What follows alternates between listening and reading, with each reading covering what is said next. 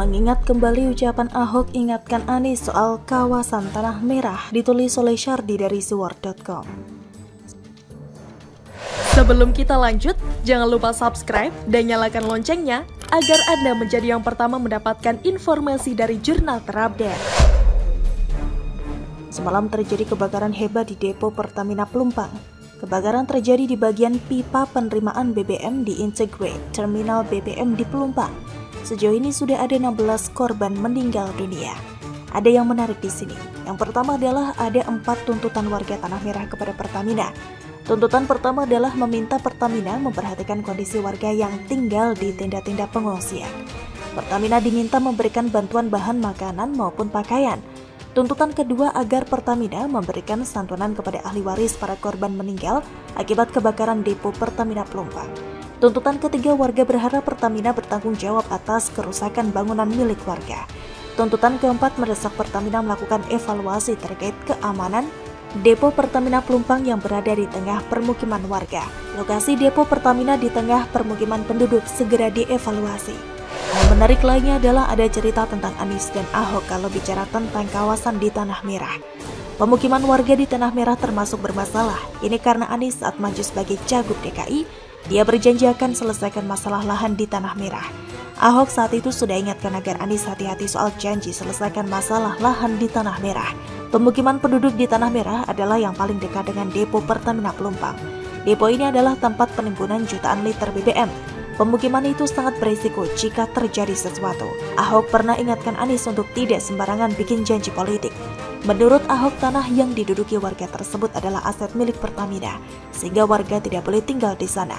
Vice President for Corporate Communication Pertamina saat itu, Bianda Pusponegoro bilang, pihaknya sedang ajukan izin kepada Kementerian BUMN untuk melakukan penataan kawasan Pelumpang, termasuk di area Tanah Merah. Masalahnya, Anies membuat manuver yang membuat situasi kian rumit. Dia berdialog dengan warga Tanah Merah dan dalam dialog itu Anies disodorkan kontrak politik jika menang Pilgub DKI. Dalam kontrak politik itu warga minta Anies melegalkan kepemilikan tanah karena sudah menetap selama lebih dari 20 tahun. Melegalisasi kampung-kampung yang dianggap ilegal, kampung-kampung yang sudah ditempati warga selama 20 tahun dan tanahnya tidak bermasalah akan diakui haknya dalam bentuk sertifikasi hak milik, kata Koordinator Forum Komunikasi Tanah Merah Bersatu, Purwanto di hadapan Anies Baswedan. Saat itu warga Tanah Merah janji akan dukung Anies Sandiaga untuk menang Pilgub DKI. Akhirnya setelah baca kontrak politik itu, Anies langsung tanda tangan kontrak tersebut. Insya Allah, bila tanggal 15 Februari itu terpilih, kami akan laksanakan itu. Insya Allah kita menang 15 Februari, ucap Anies. Dan setelah menang dan jadi gubernur DKI pada Oktober 2021, dia datang kembali ke Tanah Merah untuk menunaikan politiknya. Dia berikan IMB kepada warga kampung Tanah Merah di atas tanah yang saat itu masih berproses dalam hukum. Ini jalan tengah yang kita ambil untuk menyelesaikan masalah bangunan yang status legalnya belum tuntas.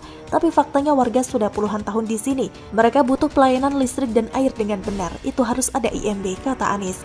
Anies bilang IMB untuk warga kampung Tanah Merah ini diberikan bukan kepada masing-masing kepala keluarga, melainkan buat wilayah kampung Tanah Merah. Dia mengatakan bahwa IMB kawasan ini merupakan yang pertama di Indonesia. Silahkan kalian nilai sendiri dari akar masalahnya. Silahkan kalian nilai sendiri akar masalahnya di mana. Saya sebenarnya tidak mau bahas dan tidak mau tarik ke arah politik.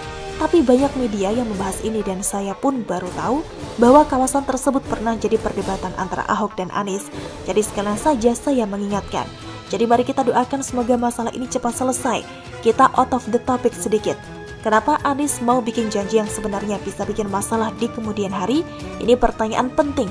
Semakin berpikir, saya semakin prihatin dengan Anies. Apakah terlalu kebelet sehingga apapun mau dilakukan? Ini adalah sekian banyak bukti kalau Anies gampang menjual janji dengan semurah-murahnya. Semoga ini semua bisa jadi pelajaran berharga. Think before believe.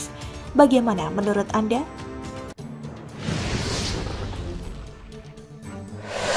Sungguh mengejutkan, di saat AHY deklarasi Anies, SBY malah nekat lakukan ini, ditulis dari berbagai sumber. Sebelum kita lanjut, jangan lupa subscribe dan nyalakan loncengnya agar Anda menjadi yang pertama mendapatkan informasi dari jurnal terupdate. Pegiat media sosial John Sitorus menyoroti Partai Demokrat yang secara resmi mendeklarasikan dukungan kepada Anies Baswedan sebagai bakal calon presiden di Pilpres 2024. Dia menyinggung sikap SBY yang lebih memilih bermain voli ketimbang menghadiri deklarasi Anies. Hal itu disampaikan John Sitorus dalam akun Twitter pribadinya pada Kamis 2 Maret 2023. Bahkan SBY pun paham voli lebih prioritas dibanding deklarasi Abbas.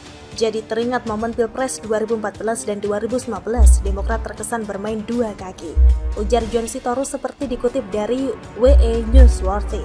Ini sekaligus menegaskan posisi AHY belum sepenuhnya dijamin untuk jadi cawapres Abbas. Semoga timnya menang Pak SBY, sambungnya.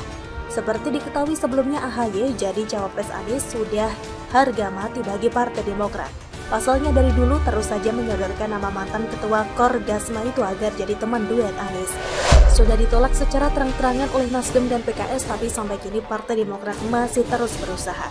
Partai Demokrat sudah ditolak, minta lagi, diancam agar jangan memaksa orang untuk memenuhi keinginannya, minta lagi. Gak sesuai banget dengan isu yang diangkat, yakni AHY berprestasi. Karena kalau orang nomor satu di Partai Demokrat itu beneran berprestasi, partai lain pasti akan merebut untuk mengusungnya sebagai capres, bukan cawapres. Lah yang ini mau jadi cawapres saja gak laku.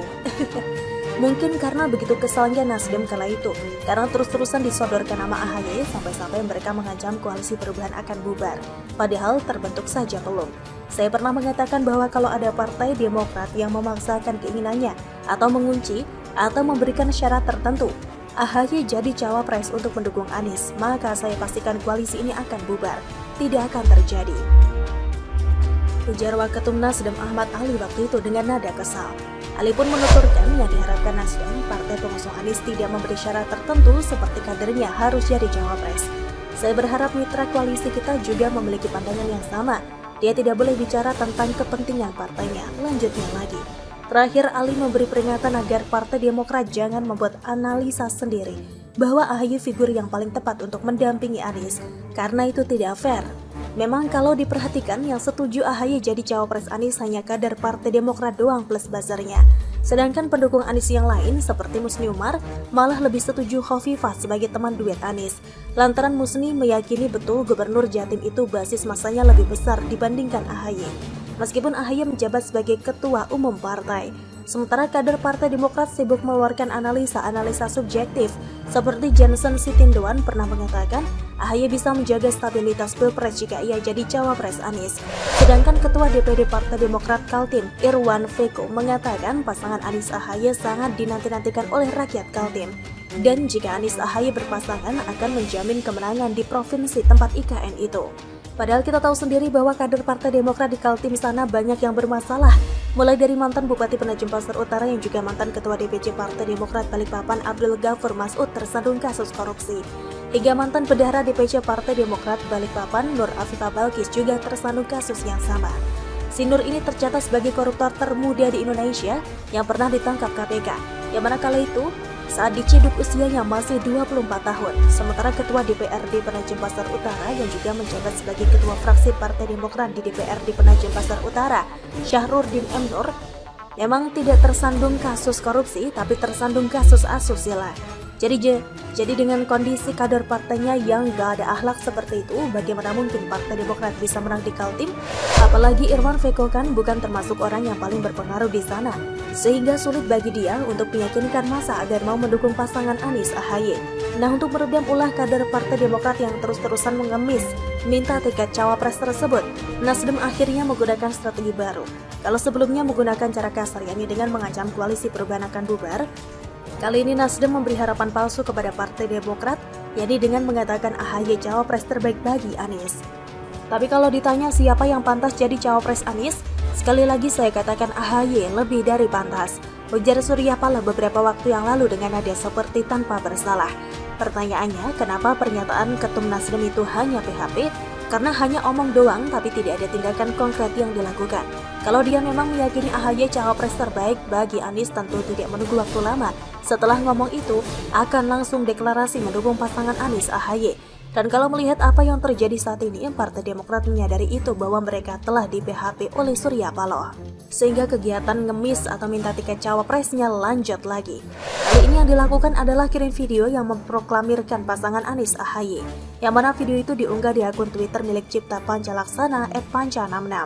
Dengan mengharap ridho Tuhan Yang Maha Kuasa, kami Jiwa Demokrat, kader Partai Demokrat, menyatakan bahwa atas nama undang-undang yang mensyaratkan adanya pasangan calon untuk mengikuti Pilpres, maka kami mendeklarasikan Anies AHY sebagai Capres-Cawapres RI 2024. Kami mendeklarasikan bahwa pasangan Anies AHY agar mengusung semangat perubahan demi mewujudkan Indonesia maju pada 2045. Demikian sepenggal pernyataan yang ada di dalam video tersebut. Kami meyakini bahwa yang harus dibela mati-matian bukanlah hasrat berkuasa, tapi membela yang lemah dan rasa keadilan bagi banyak orang. Demikian pernyataan penutup dalam video tersebut. Kelihatan banget gak nyambung antara perkataan dengan perbuatan. Ngomongnya yang harus dibela mati-matian bukan hasrat berkuasa, tapi kelakuannya malah ngemis-ngemis minta tiket cawapres supaya bisa berkuasa. Kan gak ada akhlak itu namanya. Sama persis dengan slogan yang digaungkannya dulu, katakan tidak pada korupsi, padahal mereka malah korupsi berjamaah. Wajar bila kemudian AHY gak laku-laku. Bagaimana menurut Anda?